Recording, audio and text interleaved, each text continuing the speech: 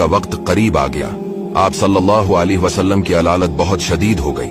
आपकी ख्वाहिश पर तमाम इज़वाज मुतहरात ने इजाजत दे दी कि आप हजरत आयशा रदियल्लाहु ताला अन्हा के यहाँ क़याम फरमाएं। चिनाचे हजरत अब्बास और हजरत अली रदियल्लाहु ताला अन्हुमा ने सहारा देकर आप सल्लल्लाहु अलैहि वसल्लम को हजरत आयशा रदियल्लाहु ताला अन्हा के हुजरा मुबारका में पहुंचा दिया। जब तक ताकत रही आप खुद मस्जिद में नमाजें पढ़ाते रहे। जब कमजोरी बहुत ज्यादा बढ़ गई तो आपने हुक्म दिया कि हजरत अबू बकर सिद्दीक रदियल्लाहु ताला अन्हु मेरे मुसल्ले पर इमामत करे। एक दिन ज़हर के वक्त मरज में कुछ इफाका महसूस हुआ तो आप सल्लल्लाहु अलैहि वसल्लम ने हुक्म दिया कि सारी मशकें मेरे ऊपर डाली जाएं। जब आप गस्ल फरमा चुके तो हजरत अब्बास और हजरत अली रदियल्लाहु ताला अन्हुमा आपका मुक़द्दस बाजो थाम कर आपको मस्जिद में लाए।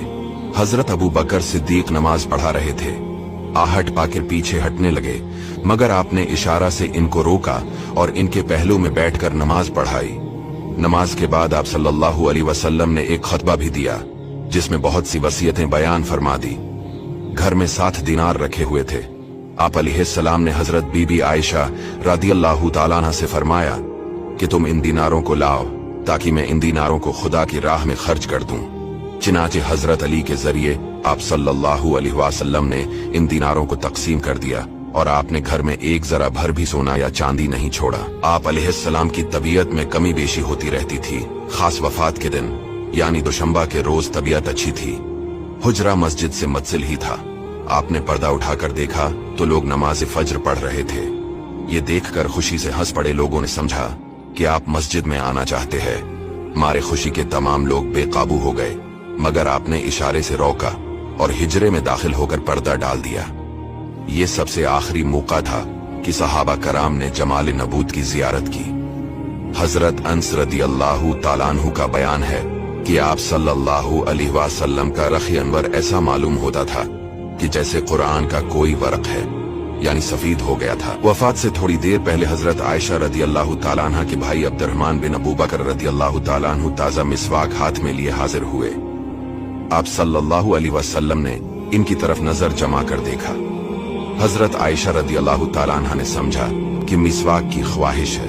उन्होंने फौरन मिसवाक लेकर अपने दांतों से नर्म की और दस्ते अक़दस में दे दी। आप अलैहिस्सलाम ने मिसवाक फरमाई। पहर का वक्त था कि सीना अक़दस में सांस की घरघराहट महसूस होने लगी।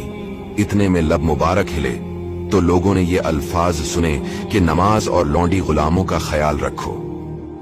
पास में पानी की एक लगन थी, इसमें बार बार हाथ डालते और चेहरा अक़दस पर मलते और कलमा पढ़ते। चादर मुबारक को भी मुंह पर डालते, कभी हटा देते। इतने में आप सल्लल्लाहु अलैहि वसल्लम ने अंगली से इशारा फरमाया और 3 मरतबा ये फरमाया, अब कोई नहीं बल्कि बड़ा रफीक चाहिए।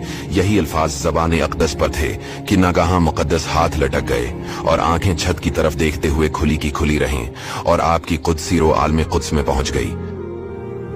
हुजूर अक़दस सल्लल्लाहु अलैहि वसल्लम की वफात से हजरत सहाबा किराम और अहले बैत रदियल्लाहु ताला अन्हुम को कितना बड़ा सदमा पहुंचा और अहले मदीना का क्या हाल हो गया, इसकी तस्वीर कशी के लिए 1000 सफ़हात भी मुतहम्मिल नहीं हो सकते।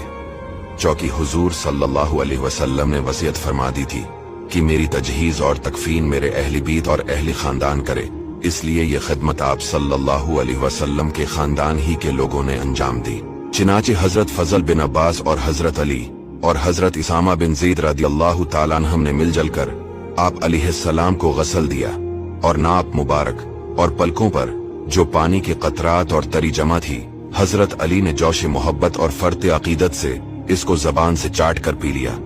जनाजा तैयार हुआ। लोग नमाज जनाजा के लिए टूट पड़े। पहले मर्दों ने, फिर औरतों ने, फिर बच्चों ने नमाज जनाजा पढ़ी। जनाजा मुबारक हुजरा मुक़द्दस के अंदर ही था। बारी बारी से थोड़े थोड़े लोग अंदर जाते थे और नमाज पढ़कर चले आते थे, लेकिन कोई इमाम न था।